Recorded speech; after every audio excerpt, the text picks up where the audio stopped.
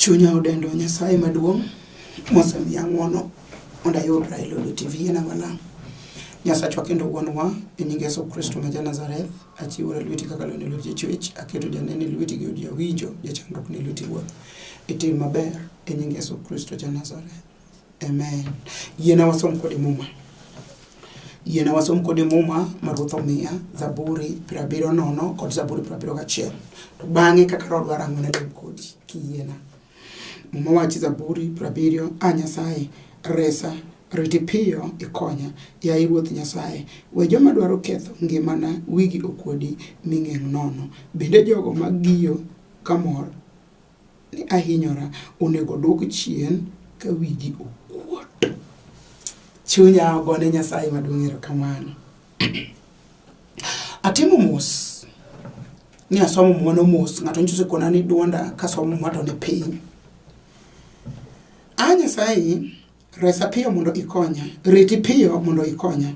Yaye Ruoth Nyasaye, we joma dwaro ketho ngimana wigi okwodi ming'eng' nono. Bende jogo magiyo kamor ni ahinyora onego duok chien ka wigi okwot. Joma goyona siboi onego dhier nono nikech alogi, to ji duto mabiro iri onego bed mamor kendo mail. Onego ji duto mohero warruok ma kuomi wach pile niya, mano kaka Nyasaye duong'. Apako ruodhi. Nyasaye omiyo wach moro kabeto pek matin to beto yot matin, to aparo ni Roho Maler biro konya kodi mondo iwinje. Muma wacho ewi malo ndeke ni lamo mar kwayo konyruok. Wadwaro mondo wawinja ni kaka ng'ato nyalo kwayo konyruok e nyim Nyasaye adier makende ka ok wariambo. Ni ji nigi chandruok mopogore to mapek. Muma wacho ni Nyasaye resa. Nitiere wach ma ng'ato nyalo podho gi nyim Nyasaye ka pi wang'e go kala. Okoni Ruoth asebiro mondo resa. Muma wacho ni Nyasaye resa. Sama ng'ato wacho ni Nyasaye resa. Achiel en ywagruok. Nyasaye. To no ywak ni Nyasaye. Karesruok onge, konyruok onge. Koro odhi ir Nyasaye koywak, yano bolore. En gima ng'ato bolore, otur, onyenyekea. Koro muma wacho ni lamo mar kwayo konyruok. Nyasaye resa. Sama ng'ato odhi ir Nyasaye ka chunye otur mondo rese, Nyasaye biro resi. Ret piyo mondo ikonya, yaye Ruoth Nyasaye. Nitiere sama koro nyaka ikone Nyasaye ka koro chandruok oromi, remo barindasi, kwe onge, pi wang'i dhi kala, tidwaro Nyasaye mondo bi piyo. Wach miwacho biro kele piyo. Muma wacho ni ret piyo mondo ikonya, yaye Ruoth Nyasaye. Nitiere kama ka koro wasigo luori, gigoyo ni ageng'a, chandruok omaki, tuo sidi, tho chomi tir, ionge kwe, wasigo go siboi, biro chuni mondo imany Nyasaye. Ikoni Ruoth reti okanyal kionge, reti mondo resa. Sa oromo, an be ane ka mondo wachi ni kata wasigu ng'eny to Nyasaye biro reto. Kidwa reto biro reto mondo resi. Nikech muma wacho ni Nyasaye resa. Ing'eyo mondo ng'ama piny ochamo, ng'ama piny odongo, ng'ama piny rondo, ng'ama onge kwe, ng'ama mwelekeo tamo, koro ng'ama dogore ire mondo miye resruok en mana Nyasaye. Nyasaye resa. Odwaro Nyasaye to onge gimonyiso Nyasaye apart from wacho ni resa. Teneni ya opong oyiech, yani okia kako timre, pacho win. Kuro onge gimonyiso Nyasaye onge. Eno dhi Nyasaye direct ni Nyasaye resa. Kani binyo wacho na obola kamano. Tini udwaro resruok mwa kuom Nyasaye. Nitiere resruok ma ng'ato nyalo manyo kuom Jehova. Resa. Nyasaye resa. Sama mweni bende winje Roho Maler. Nitie ng'at man gi chandruok moko nyal pimo ne ng'ato. Kata kubiro gini mondo pimni to kuongo yak sepea tino ponge. Ma pi wang'e kuongo chwer mineka dendi okirni. Jal moro no biro ira Kurwana mona lam ne Nyasaye obiro ko janeko chuth ok no janeko to biro ko janeko ok tuo neko to biro ko janeko kenenia wach no ponge makumo yani kuma dwa yie wach ni okia kuma resruok ni dwa bedo kia obiro ko se yani okia owuyo kora onge malo opam lwete omul dende wiyo ti nango resruok dwa kuom Nyasaye. Koro sama ngato pong size no kiwango no ka ngato pong kamano to nyalo chupo Nyasaye ka wiyo se biro maliet Nyasaye resa apako rabi komanda mara leweny ratego wodi Nyasaye. Sama ngato chunye chandruok opongo okono dhiri Nyasaye okoni koro ngere resruok kamachielo pati orem bisobi orem joyalo orem pastors orem okawach ni girem lakini macho ni nitire chandruok manyalo mako ngato makoro pache akiano nene Nyasaye no koro gin go kanyo lakini nene Nyasaye no koro dhano wadgi akia eni chandruok oponge mukone Nyasaye ni koro resa. Akine moro siepna moro mahero kabisa ahere in fact ahere kichen gi Nyasaye moro anahero joma nigi Nyasaye yani ok ahero joma dhi yani gin gidhi ana ero ngama nigi Nyasaye ngama nigi Nyasaye ahero kabisa nikech ka ngato nigi Nyasaye ingeno ndikie muma nika Mariamu dhili Elizabeth mawaigi to dokain gi Yesu Elizabeth nigi Joanna tandika wacho ni sama nigi mosore to nyithindo mayigi no tugo marom sama ngato nigi roho machal gi roho maingo tiwinjo ka roho tugo to mane omiyo ngeche wacho nimako siep gi jok maber mondo ibed ngato maber nikech kama Maria donjo ir Elizabeth to nyithindo tugo igi ka gimosore to ni sama un gi ngato maber tibiro bedo ngama maber ka in gi ngato marach tibiro goli e ber oduoki rach. To mama me kan ngato nigi chandruok to dwaro Nyasaye awacho no siepna cha no wuoyo gi Nyasaye nitie wach minyalo chomo Nyasaye tir kata kawuono dhako moro ma chandruok oro mano chame Nyasaye dichuo moro ma yoba mnekuome biro chamo Nyasaye kijana moro ma onge kuma chom biro chamo Nyasaye nyako moro mosekwamo biro chamo Nyasaye dhako moro moseyande yotaw biro chamo Nyasaye awacho ni rangache moro modiwo biro chamo Nyasaye sani simna chano chamo Nyasaye mukoni ni Nyasaye Yesu nyera moromo ochoma Nyasaye te mo wacho ni winjo ase somo ase kendo tich be onge diro Roma piny nyera apako rabi wodi Jehova ochoma Nyasaye te to koni wi Nyasaye adwaro tich ni mano beka gima ngato loso ne romo gi Nyasache yani mane wach momako chunye machune ni nyako los ne Nyasaye romo to koni sama no koni Nyasaye no dwaro tich to do tich ma office mesa ne mare wardrobe nitie mane gi kinde mesa ne kanyo nitie sime but the kora chuch nitie wardrobe nitie drawers odwaro tich to nyiso Nyasaye kit tich modwaro omera nitie wach minyalo chomo Nyasaye tir mukone no office no te mier mabedo kufungu sama wacho romi nitie gik manyalo mongogo ne Nyasaye mo minse Nyasaye condition koni kirti do jadek kada jadek no romo to Nyasaye no miye gima no kwa kada kawuono nitiere ngato mabiro dwaro Nyasaye sani nitiere ngato mawinjo chunye ka chunye go kibi au kamoro donje e kone dwaro Nyasaye no ka Nyasaye machiwo to biro chiwo na sani nikech en gi teko mar timo robo konto glory wach mamora go siepna cha ni sama no setiku wuoyo gi Nyasaye nyiseche e mesa momiye certificates ge omiye barupe ne mokoni som koda ne Nyasaye mama kama koro wacho no se wuoyo gi wuon tich odhi go chonge pinye kona mondo koro tieki ingeni sama go chonge pinye kona chalo gima koro umu tieke owire oume olose to ko wuok mondo dhi go chonge pinye kona to Nyasaye mosewinjo kwayo neno omake gi ondigi ka police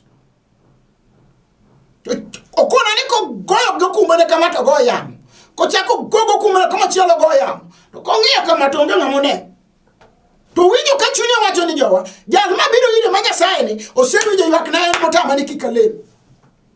To kochung' ma ng'at joweye, to paro na pana, adhi wuoyo gi Nyasaye adok gochonga piny.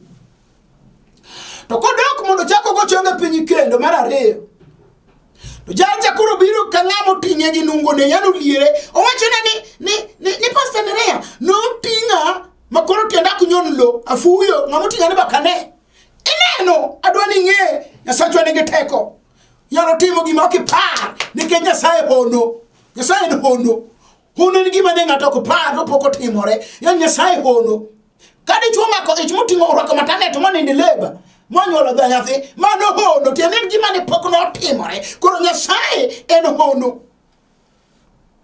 Kwana ni sama no liere gondinge. Ya? Ngano tinye okone ngani mano Nyasaye kata sani awinjo ko biro mako ngato gi lwete, awinjo ko biro timo ono moro, awinjo ko biro liero ngato kawes. Ngato tinye mo wole gi oko. Wachini jali ok dwana lem to wuok. To ko nani ko wuok to biro ndu jadek to tich na yudore. Mano ngama wacho pomo mataja do Nyasaye direct okia paro. Okia paro eno tonjo gi wach mopongo chunye. Koni Nyasaye resa benitie gimidwani Nyasaye resigo sani.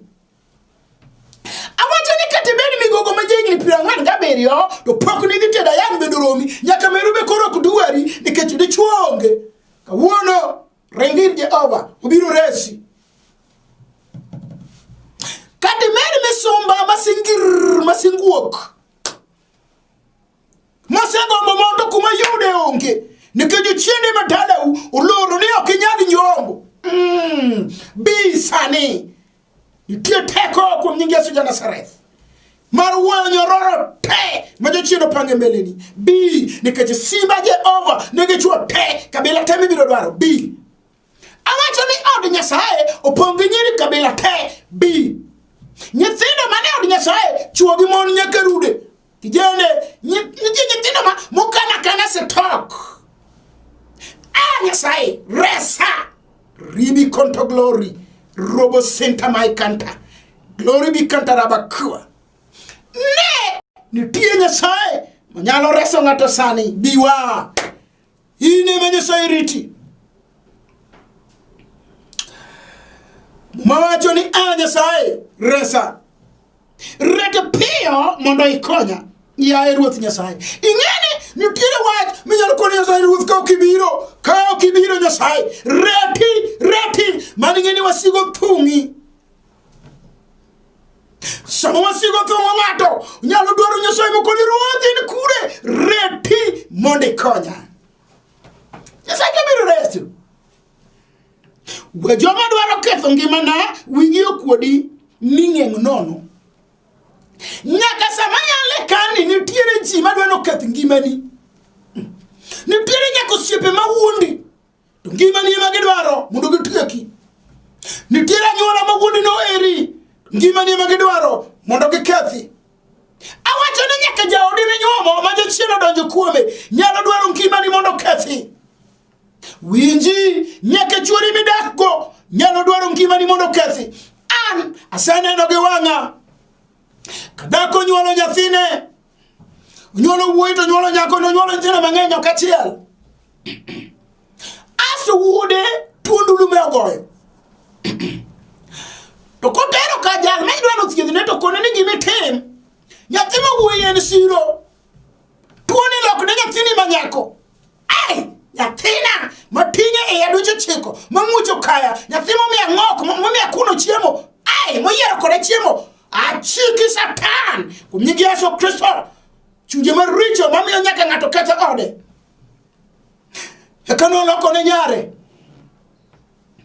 nyathino otho koran adier to tho bang' min kanosetho. Wach mawacho nitiere Nyasaye manyalo resi. Momiyo joma dwaro mondo keth ngimani wigi okuodi maging'eng nono. Nitie Nyasaye makibiro ire kata tinende mayalo ruodhwani biri Nyasaye mondo ine gik ma Ruoth timo. Joma dwaro tiek ngimani gibiro kuot magini ng'eng nono ka Jehova kawo bandera iluongo ni Jehova Nisi. Nyasaye mabedo bandera thim ka ji kedo lweny. Nyasaye manyalo mako chieng' ka wasigo nyono piny. Nitiere Jehova. Hallelujah. Kosetieko lweny, tinyalo pake nying. Wecho madwano tieka, wigi okuodi, magi ng'eng nono. Awinje Roho Maler. Wuono joma osedwaro mondo tieki, wigi biro kuot. Nang'o? Nikech Ruoth okawo lweny e lwete. Ka Nyasaye okawo lweny, aluongo ni jatelo wuon vita. Lweny mochung'e modwa timo. Onge kata obed wuod nyanga, kata obed gi pesa ma piny ngima. Sama Jehova omako lweny, jatelo wuon vita, komako lweny, onge ng'ama chung'e lweny, lweny nyaka lo. We joma dwano tieka, wigi okuodi, be in gi wach midwani mi Nyasaye sani. Nikech samoro nyaka nyuol motami no. Otami nikech nitie wasiki moloro mbeleni.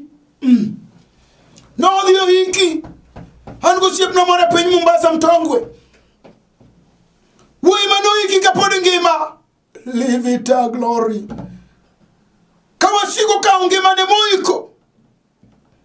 Koro notem awe gi koni, hawi onge. Otem awe gi koni, hawi onge. Nyaka chieng' moro thuolo wuoyo kode. Mukone ni kati temo kati remo kuom jolemo ok ni nyal. Nikech ne waiki kapod kijana marangwero. To mamo miyo nyaka teko ni madi chwo onge. Awacho niya, nitie wach ma ng'ato nyalo ringo go ir Jehova. Mukone ni Ruoth resa. Mi joma dwano tiek ngimana wigi okuodi. Migi ng'eng nono. Sama osiepna ne orado go sana manowar. Thuona rad kodi. Jal manorado gi wuod jogerasi. Mudile daf raf. Machunje mag chamo kam maiti. Mane lodho bongo mag joma tho. Ruodho ne orado kode. No timo gi jochiende go misengini matongo. Wacho ni kawuono rado kodu ma jochiende go seruto penje ni tang'o milar kodwa kadalo pod. To kupenjo jochiende nyingi jotamo gi fulo koni wan legion. Kende ni wathoth. Kawuono wuoyo kodi. Koda gibed chunje mag legion. Modak ngimani. Momi sandri marach kama. Wan gi Yesu jana madar. Jal manochope gweng' jogerasi. Maang'o wuoyo gi jochiende mag wuod jogerasi. Machamo choke joma tho e kaburini ema orumo. Mani na mane madetam Ruodhwa. Mane. Sama nosiepna ni urado gi Yesu. Yesu jal manorado gi wuod Chiliel. Kani Kitundu. Uting'e tandalo mariko joma tho. Idhi mondo dhi oike. Tang'o rado gi jal mayalo. Lava kanta glory biro bosinta. To golo oda. Jal mayalo ni nyaka tho winje. Ugolo oda ni wuod Chiliel. Ukone jogo ni ketene upiny. To wuoyo gi tho. To tho ringo we wuod Chiliel. To kao kijana to miyo min mare. Kangima. Ang'o rado gi Lazaro mosetoyo bur ndalo 4. Live konto glory. Mariam gi Maritha mino kode wach. Sama ang'urado gi Lazaro to go koko matek. Lazaro wuogoko. Okwongo wuoyo mana gi wuon ngima. Kone ni wuora iwija pile. Kata ka wuone biro wija. Live it to glory. Aito koni koronas ogolo oda. Ing'eni tie teko ma Yesu ni go. Manyaka sama wuoye sani. Ratego nigi teko. Obiro golo oda ne chunje masandi. Obiro golo oda ne jochiende ma wuotho kuomi. Obiro golo oda nyaka ma on mondo bakodi e chuo. Obiro golo oda nyaka ma omako tiyo busiki ma omako fuku. Oseyang'e debirio nyuol onge. Kabuono Yesu biro golo oda ne chunje go sani. Wuoyo mana gi thamo nego Lazaro. Koni Lazaro wuogoko. Ndiko wacho. Eka Lazaro no wuok. Hebur kangima. Ogolo chik mondo goyne lewni mag joma tho. Anakia gima chandi sani. We joma dwaro ketho ngima na. Wigi okuodi. Ming'eng nono. Nitiere ngima ni masamari ne. Nyaka sama yale sanini. Osemanyi. Isetuo. Isedhi hospital. Negative. Onge gimiyudo. Kudhiambo, irwako nget, ikejo chino wach. Makuni tima dende gi ruayo re, uwinjo ka dende gimoro ruayo gi iye. Ya chino maki ruayo gi thuol. Oye chok ngeti ni opogo koni gi koni. Odhi gi gokia, goki koro unjo. Yesani gi chunyi ma iye. Gigi go rade gi Yesu sani.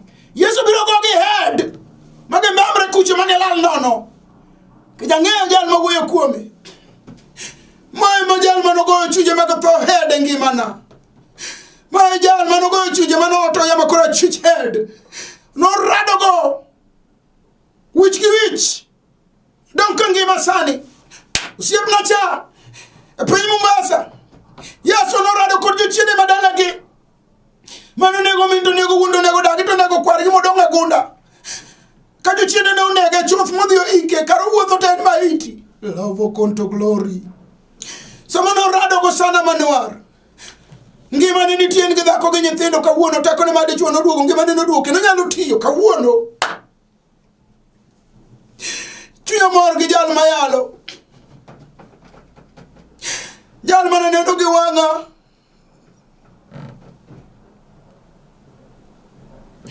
Kanyathi wa moro kelo na wacho koni winjo ini lemo.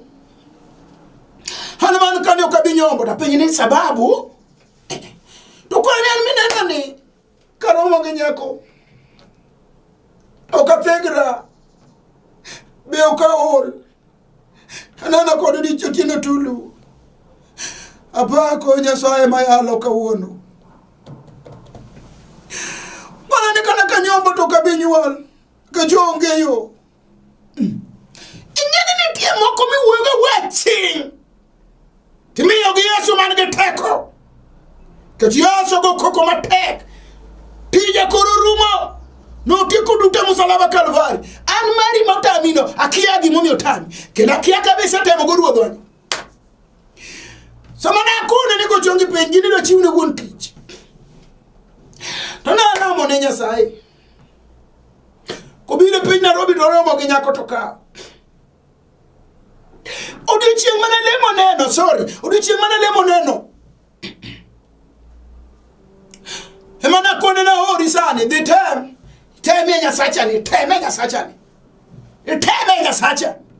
No dhi motemo Nyasacho, dugo kumor. Koni minansi, Nyasachi otiyo, kawuono, Nyasacho timo nang'uono, gima jok timre. Kubuku bide piny Nairobi to romo gi jaode. Na koni in kako lido nyako kao, to kise kao, Nyasacho dhi mi nyathi to mokwongo to mawuoyi. Kare roho kura dier, weri gi roho maro yuma, nitie roho makoro. Yano winjo ka wacho ai polo to luar kuomi te wacho to kani tieko. Dok wuoth go kilando go mau. To ango biro Nairobi do yoro dhako, to nyuolo wuoyi. Okona ni, Nyasachi ni chal nade. No jako nyuolo ja, apako siep nono ratego wuodi Nyasaye. Usiep jamo cha, usiep jamo we. Mari mose chaigo moboli go nema Yesu dwaro. Yesu dwaro mana mowiti. Motao, majio jokugo. Gima onge geno, mageno rume. Hema manuar kata sani. En gima sinde madongo. Ratego iko. Kang ne ringo go matek Mikel. Ibiro neno ruodhno gi wangi. Mi joma dwano tiek ngima na wigi okuodi. Mang'eng nono. Bende jogo magiyo kamor. Ne ahinyora. Onego duoko chien ka wigi okuot. Ing'eni nitie joma osegiyo nikech chandruogi. Mana dier makende ok adwa wuondi. Chandruogi nosemiyo jomoko giyo. Chandruogi no osemiyo jomoko go siboi. Chandruogi no oseloso ne jomoko mbaka. Makama gibedo di chandruogi magiwuoye. Andika wacho niya, bende jogo magiyo kamor ni ahinyora onego duoko chien ka wigi okuot. Dong ng'eyo ni chandruogi no osemiyo jomoko go siboi. To kawuono wan ka kuom Nyasachwa, jal ma joma gonwa siboi, ibiro duok chien ka wigi okuot. Joma giyo kamor ni wahinyore. chandruogi ne nyalo miyo jomoko gi wen gi Nyasaye mabiro dwoko gi chien ka wigi okuot. Ang'o midwaro mondo Nyasaye otimni? Zaburi 71 wacho niya, Ruoth Nyasaye, in ema geno kuomi, kik iwe loya mi wiya kuodi. Sa ogik mondo walem, genane kuom Nyasaye, ma ok nowe loyi ma wiyi kuodi. Genane kuom Nyasaye, ma Nyasach nyiseche. Genane kuom Nyasaye, ma Nyasach polo gi piny. Muma wacho ni Ruoth Nyasaye, in ema geno kuomi, kik iwe loya mi wiya kuodi. An ka mondo korni wach, wiyi ok nokuodi, ok noloyi ngang', nikech iseyiero Nyasaye mangima.